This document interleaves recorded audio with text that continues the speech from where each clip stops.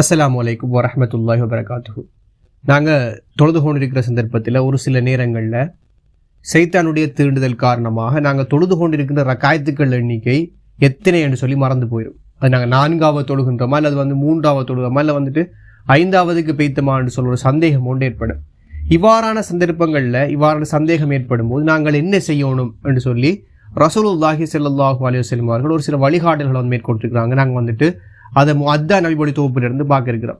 குறிப்பாக முஅத்தாவினுடைய ஹதீஸ் எண் 210. இதில் நபி ஸல்லல்லாஹு அலைஹி வஸல்லம் அவர்கள் சொல்லும்போது, உங்களில் ஒருவருக்கு தொழுகையில் தான் தொழுதது 3ஆ 4ஆ என அவரால் அறியாத அளவுக்கு சந்தேகம் ஏற்படுமாக இருந்தால் அவர் மற்றொரு ரக்காயத் தொழட்டும், இன்னொரு ரக்காயத்தை சேர்த்து தொழட்டும். பின்பு சலாம் கொடுத்து முன் உட்கார்ந்த நிலையில் 2 சஜதா செய்யட்டும்.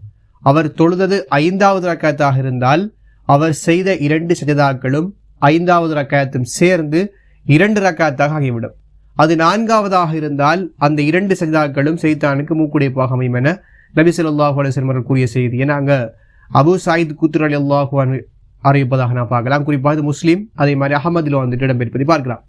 எனவே மார்க்கத்தினுடைய வழிகாட்டல் என்று சொல்ல விஷயம் பார்த்தோம்னா, நாங்கள் தொழுது கொண்டிருக்கிறோம், எங்களுக்கு ஒரு மறதி அல்லது எத்தனாவது ரக்காயத்தை நாங்கள் தொழுகம் என்ற ஒரு சிந்தனை வராமல் விடுமாக இருந்தால் நாங்கள் இன்னும் ஒரு ரக்காயத்தை சேர்த்து தொழுது அதற்கு பகரமாக 2 சஜதாக்களையும் செய்வோமாக இருந்தால் நம் தொழுகை கம்ப்ளீட்டாக என்ன செய்யும், பூர்த்தியானதாக அமையும்.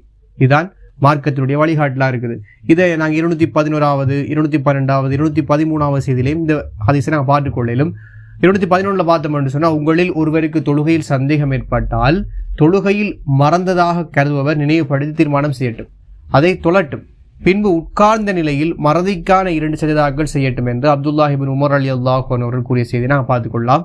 அதே போல 212 பார்த்தோம் என்று சொன்னால், தன் தொழுகையில் ஒருவர் தான் தொழுதது எத்தனை முறை 3ஆ 4ஆ என அறியாமல் சந்தேகம் கொண்டால் என்ன செய்வார் என அப்துல்லாஹ் இப்னு அம்ர் இப்னு ஆஸ் ரலியல்லாஹு அன்ஹு அவர்களிடமும் காஃபுல் அபார் ரலியல்லாஹு அன்ஹு அவரிடமும் கேட்கப்பட்டது.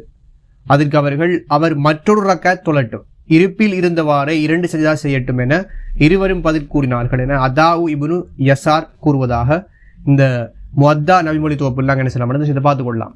எனவேதான் ஒருவருக்கு தொழுகையில் சந்தேகம் ஏற்படுமாக இருந்தால், நாங்கள் தொழுகிற எத்தனாவது ரக்காயத் என்ற ஒரு பிரச்சனை வருமாக இருந்தால் அவர் இன்னும் ஒரு ரக்காயத்தை அதிகப்படுத்தி கொள்வது, அதாவது அவர் இன்னும் ஒரு ரக்காயத்தை தொழுது விட்டு அதோட சேர்த்து 2 சஜதாக்கள் செய்வதும் பார்த்தோம்னு சொன்னால் அந்த தொழுகையின் பூர்த்திக்கான காரணமாக அமையும். எனவே அல்லாஹ் தான் அறிந்தவனாக இருக்கின்றான். நாங்கள் எங்கள் தொழுகையில் பேணி பாதுகாத்தோம் என்றுதான் இதன் மூலமாக நாங்கள் தெரிஞ்சு கொள்ளக்கூடிய விஷயமாக இருக்கும். மேலும் இவ்வாறான பதிவுகளுக்கும் தொடர்ச்சியான மார்க் சம்பந்தப்பட்ட விடயங்களுக்கும் அதுபோல உலக நடப்புகளையும் அறிந்து கொள்வது எங்கள் சேனலை சப்ஸ்கிரைப் பண்ணி இந்த வீடியோக்கும் ஒரு லைக் கொண்டு கொடுத்துருங்க.